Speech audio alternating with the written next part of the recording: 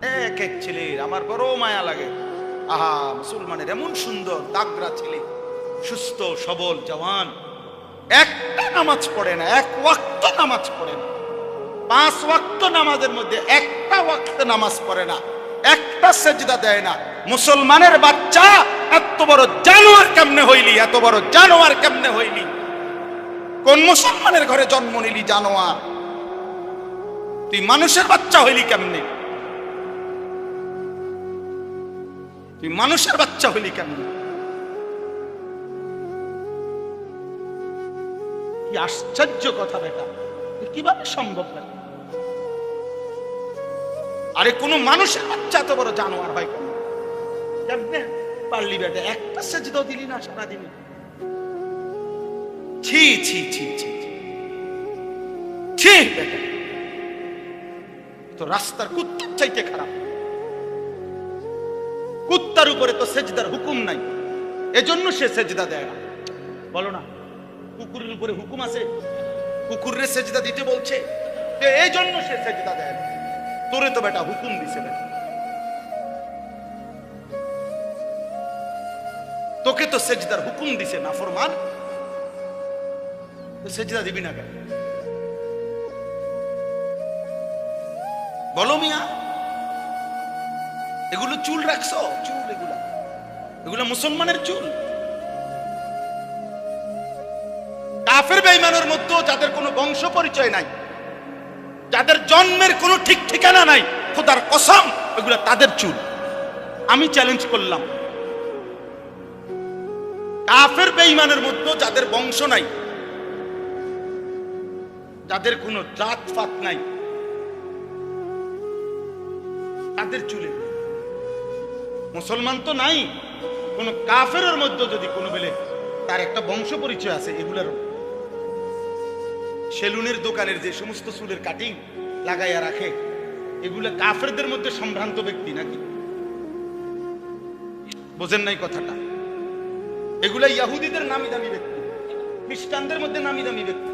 তাইলে তো কার মতো চুল রাখলি বেটা? তুই এত নিচে নামলি কেন? একটা মুসলমানের ঘরে জন্ম নিয়ে যুবক এত নিচে নামলি কেন বেটা? এত বসা বসলি কেমনে?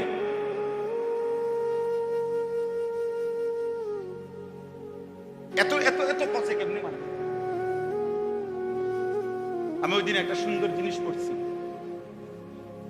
এক জায়গায় লেখা আছে যে বাঘ প্রয়োজনে ঘন্টার পর ঘন্টা ক্ষুধার্ত থাকে, কিন্তু শিকার না করে খাবার খায় না। এই জন্য লিখছে যে কুত্তা উচ্ছিষ্ট ভোগ করে, ফেলে দেওয়া ঝুটা সেটা মুখে নেয়, কিন্তু বাঘ প্রয়োজনে ঘন্টার পর ঘন্টা উপাস থাকবে, কিন্তু শিকার না করে কোনো ফেলে দেওয়া উচ্ছিষ্ট সে নিবে না। জঙ্গলের বাঘের বীরত্ব, মরে যাব প্রয়োজনে না খাইয়া, আত্মসম্মান। কিন্তু কারো উচ্ছিষ্ট আমি কি খাবো না, এটা কুকুরের স্বভাব। এজন্য একটা ছেলে মনে, তুমি বেটা প্রয়োজনে মরে যাবা মুসলমান, কিন্তু বেঈমানের অনুসরণ আমি কেন করব বেটা? কাফেরের অনুসরণ করব। আমার প্রয়োজনে মরে গেলাম, আমি না খাইয়ে মরলে কি মরে যাওয়া কি শরমের কিছু? বলো একটা ছেলে, বলো ভাই, মৃত্যুবরণ করা কি শরমের কিছু? কথা বলেন না। না না, ইন্নালিল্লাহ, ছি ছি ছি, এতে মরে গেছে, এটা এটা এরকম কিছু? কেউ মারা গেলে কি লজ্জার কিছু? এত সমস্যা কি? দু গোষ্ঠী মরছে, আমি মরে যাবো, এত অসুবিধা কি? আমি তো থাকতেই আসি নাই, আমি তো এমনিই মরে যাব। প্রিয় ভাই আমার, বুঝতে শেখো বাপ, ভাবতে শিখো। এখানে তোমরা যে কয়জন ছেলে বসছো, তোমরাই নতুন করে ভাবো, হাসি দিয়ে উড়াই দিও না। আরেকজনে তোমারে ভালো হইতে দিবে না, আরেকজন ভালো হইতে দিবে না। সমবয়সী ভালো হতে দেয় না, অধিকাংশই সমবয়সী নষ্ট করে দেয় বেশি। এই জন্য এটা নিয়মই, জীবনে ভালো পথে চলতে হলে নিজের চাইতে বড় সিনিয়র নেককার ফরহেজগার মুত্তাকি কাউকে অনুসরণ করতে হয়। এটাই নিয়ম, এটা যুগ যুগ ধরে নিয়ম, এটাই নিয়ম।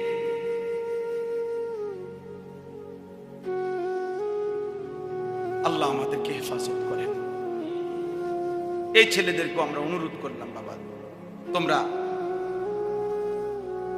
একবারের জন্য হলো ভাই, যাদের এই বিশ্রী কাটিং চুল, এই এদিকে বাড়া, এদিকে বাড়ানো, এদিকে সামনে বাড়ানো, এগুলার আইকন, এগুলার আইকন, এগুলা নাম নিশানা, বংশ পরিচয় ছাড়া বেঈমান কাফেরের চুল। যদি কোনোদিন আত্মসম্মান থাকে, আত্মমর্যাদা থাকে, রাখো, স্বাভাবিক চুল রাখো, চারিদিকে সমান।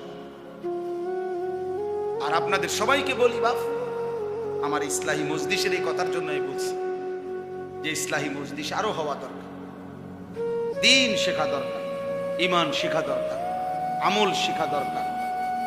আমার ঈমান কিভাবে ঠিক, ভাইয়া কায়নাতের সর্বশ্রেষ্ঠ সম্পদ।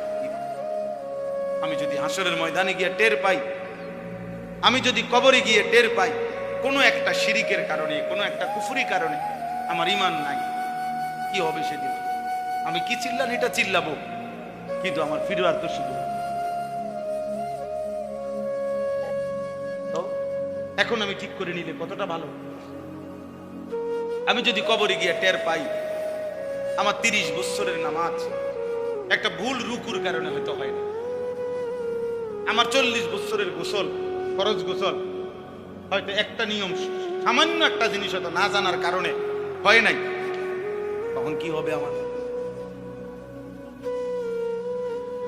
তখন কি হবে? এই জন্য তো বারবার ইসলামের মধ্যে জ্ঞান অর্জনের গুরুত্ব কেন এত? তালাবুল ইলমে ফরিদাতুন আলা কুল্লি মুসলিম কেন বলছে? বাচ্চাদের জন্য না সমস্ত মুসলমানদের জন্য? বলেন না। আলা কুল্লি মুসলিম অর্থ কি? প্রত্যেক মুসলিম বাচ্চার জন্য দ্বীনি ইলম শিক্ষা করা ফরজ, প্রত্যেক মুসলমানের জন্য, প্রত্যেক মুসলমানের জন্য। আলা কুল্লি মুসলিম